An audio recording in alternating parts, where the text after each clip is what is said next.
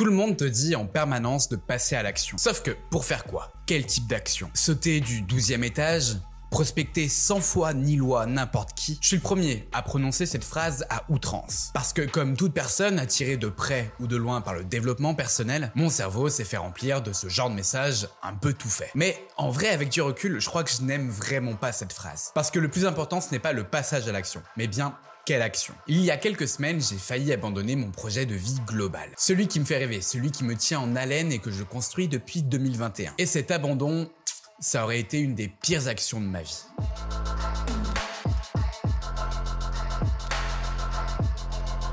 Lorsque l'on s'expose publiquement sur Internet, il y a une espèce de pression indirecte qui se fait ressentir. Celle de réussir coûte que coûte. Et en même temps, c'est logique. Parce que naturellement, on ne s'inspire pas d'une personne qui échoue, qui galère, qui renvoie globalement un message qui n'inspire pas confiance. Donc t'es là à te dire que tu dois réussir coûte que coûte dans un monde où tout le monde te donne l'impression de briller. Pour te vendre, tu dois toujours trouver des réussites, même lorsque tu enchaînes les difficultés. Tu perds peu à peu en alignement avec toi-même et un jour, tu te demandes ce que tu fais là. Bon. En ce qui me concerne, ce n'est pas exactement ça. Je n'ai jamais faussé mes résultats, jamais faussé ma bonne humeur non plus, ou faussé quoi que ce soit en vrai. Par contre, ça fait 15 mois que je vis dans une certaine réalité parallèle. Celle de bosser H24 en me disant que les résultats vont toujours arriver assez rapidement. Et en vrai, sur une partie de mes activités, quelques résultats sont là. J'ai fait rentrer récemment des contrats qui montrent que le travail paye. Mais à quel prix ? Cela fait désormais plus d'1 an que je suis à fond sur mon projet entrepreneurial. Je ne stoppe quasiment jamais et ça m'a failli être fatal. Je m'appelle Pierre Crozier, j'ai 29 ans au moment où je tourne cette vidéo et ça fait plusieurs années que je travaille personnellement sur tous les sujets autour de l'amélioration de sa vie. Si le développement personnel concret est un sujet qui t'intéresse, je t'invite à t'abonner juste ici, à activer la fameuse cloche des notifications pour ne pas manquer mes prochains contenus. Allez, je t'explique comment j'ai fait pour ne pas lâcher. Mais avant ça, j'aimerais revenir sur comment je suis arrivé à cette maxi remise en question, qui m'a mené quasiment à lâcher. Je t'emmène avec moi en novembre 2023. À ce moment-là, je suis officiellement sans contrat de travail salarié. Je rentre d'un voyage à La Réunion, je viens de lancer En Forme, cette chaîne YouTube, et en vrai, j'ai un objectif de vie assez global et assez commun. Devenir indépendant financièrement. Cet objectif, je le construis dans ma tête depuis l'été 2021. Un été où j'ai eu mon déclic, que je t'avais d'ailleurs raconté dans cette vidéo juste ici. En parallèle de mon activité salariée de l'époque, j'appliquais mon plan. Investir sur les marchés financiers, réduire mes dépenses inutiles, construire un projet parallèle qui me mènerait là où je voudrais être. Entre novembre 2023 et avril 2024, j'ai développé cette chaîne YouTube avec, on ne va pas se mentir, un succès plus que mitigé. Malgré toute la valeur réelle et authentique apportée, avec par exemple un programme de développement personnel concret avec 30 vidéos longues sur 30 jours, je n'ai pas vu ma chaîne décoller comme je l'espérais. Je n'ai pas été récompensé de mon travail. Pourtant, j'avais passé des centaines d'heures pour faire quelque chose que j'estime être de qualité. En bon entrepreneur dans l'âme et voyant l'urgence financière arriver, j'ai développé ma deuxième casquette, qui est celle d'être consultant en stratégie. En gros, une activité qui correspond à mes savoir-faire développés lorsque j'étais salarié. En mai 2024, je suis donc reparti de zéro. Nouvelle stratégie, nouveau marché, premier client absolument pas rentable. La difficulté, la vraie. En fait, t'es clairement seul face à tes décisions, face à tes réflexions sans appui extérieur réel. Ce qui m'a aidé à tenir dans un premier temps, c'est d'une part le soutien de mes amis et d'autre part de me faire accompagner par un coach, Pierre Moussette, que j'ai déjà eu d'ailleurs en interview sur cette chaîne YouTube. Elle aussi, tu peux la retrouver juste ici. Tu verras, ce gars a un parcours vraiment inspirant. Et sincèrement, sortir de cette solitude dans ma prise de décision a été un des meilleurs moves que j'ai fait dans ma vie d'entrepreneur. Mais malgré tout, cette solitude revient toujours très rapidement. Parce qu'en fait, la prise de décision est constante. Comme le besoin financier d'ailleurs. Et puis, comme tu le sais, personne ne vit d'amour et d'eau fraîche. En tout cas, pas dans notre société. En fin d'année 2024, je me suis donc retrouvé à faire un bilan global pas génial. J'étais seul, je n'étais pas épanoui dans ma vie perso, j'avais pas de thunes, je ne closais pas suffisamment. Et En Forme, cette chaîne avait des stats complètement éclatées. Bref, j'avais besoin de prendre du recul.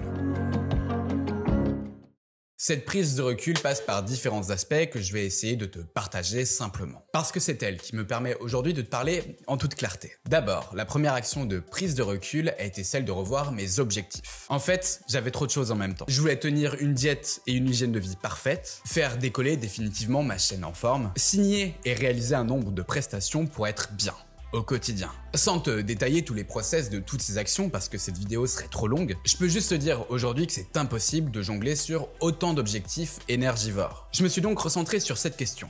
C'est quoi mon besoin essentiel là tout de suite maintenant? La réponse a été très simple. Gagner de l'argent. Parce que cet argent va me permettre d'acheter du temps. J'ai donc drastiquement réduit ma diète hygiène de vie. Sans tomber dans un McDo à chaque repas non plus, bien évidemment. Mais en gros, j'ai réduit mon déficit calorique constant qui me claquait. Ensuite, j'ai réduit la production de mes vidéos pour en forme. Parce que concrètement, ça me prend minimum 5 heures par vidéo pour 0 € de revenus. Genre l'activité la moins rentable ever. Alors oui, on ne fait pas tout pour l'argent dans la vie. Et puis, tu sais que quand tu crées une chaîne YouTube, il va falloir du temps avant qu'elle te rapporte de l'argent. Ce projet, je vais pas te mentir, c'est avant tout du kiff. Je n'ai jamais cherché à le rentabiliser autrement que par de la YouTube Money que je n'ai pas encore. Sauf que le jour où ce genre de projet kiff devient une contrainte, bah t'es obligé de prendre un peu de recul. J'ai aussi mis de côté quelques side projects qui me prenaient un peu d'énergie dans leur conception. Pour prendre du recul, je me suis aussi à nouveau intéressé à ma vie perso, qui était en stand-by depuis bien trop longtemps. Sans celle-ci, qui prend néanmoins du temps, tu n'as pas de moment de relâchement, et donc tu perds également en clarté. Je parle sur ton projet de vie global. À quoi bon dépenser du temps et de l'énergie si ce n'est pas pour kiffer à côté? Pourquoi galérer coûte que coûte? Je me suis remis à sortir un peu, à fréquenter de nouvelles personnes, et franchement ça a clairement contribué à ma prise de recul. Une prise de recul qui m'a aussi permis de recalibrer mes envies. Sincèrement, j'avais largement trop sous-estimé cet équilibre pro-perso. Aveuglé aussi par le discours d'autres personnes vendant leur réussite entrepreneuriale. En rencontrant de nombreux profils de personnes qui réussissent vraiment, j'ai compris que tout ce discours de « tu dois charbonner toute la journée pour atteindre tes objectifs » est un bullshit de plus. Parce que j'ai rencontré des entrepreneurs qui ont bousillé leur vie perso et leur business quelques temps après parce que cet aspect n'allait plus. Parce que j'ai aussi rencontré d'autres entrepreneurs qui réussissent en ne travaillant pas 10 heures par jour, 7 jours sur 7 et qui ont quand même priorisé un peu cette vie perso. Toutes ces rencontres, ça te fait prendre du recul. Tu te projettes à la place de la personne qui te parle et tu te dis là de suite maintenant, mais au fait, qu'est-ce que je veux moi? Qu'est-ce qui m'anime vraiment dans ma vie? Dans ces moments-là, il y a une prise de conscience générale qui s'est faite en moi. Cette année, je vais avoir 30 ans. J'ai une forte envie de bâtir et je crois qu'il est temps d'arrêter les expérimentations dans ma vie. J'ai fixé toutes mes idées sur papier, évalué l'intensité de mes différentes envies et je me suis rendu compte que ça avait quand même pas mal évolué depuis 2021. Oui, j'ai toujours envie de construire mon projet entrepreneurial. Oui,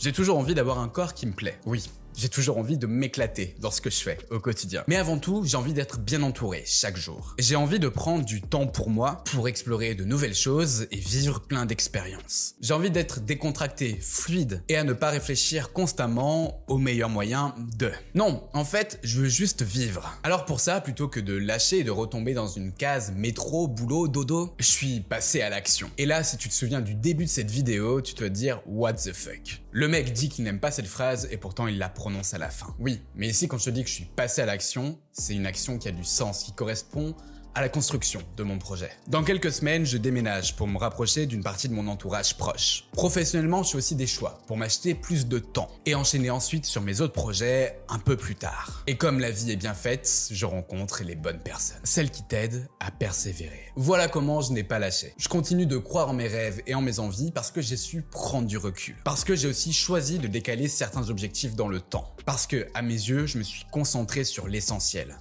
Je crois pertinemment que le plus important, ce n'est pas d'aller le plus vite, mais d'arriver au bon endroit de façon stable. Et pour ça, il faut savoir faire des choix.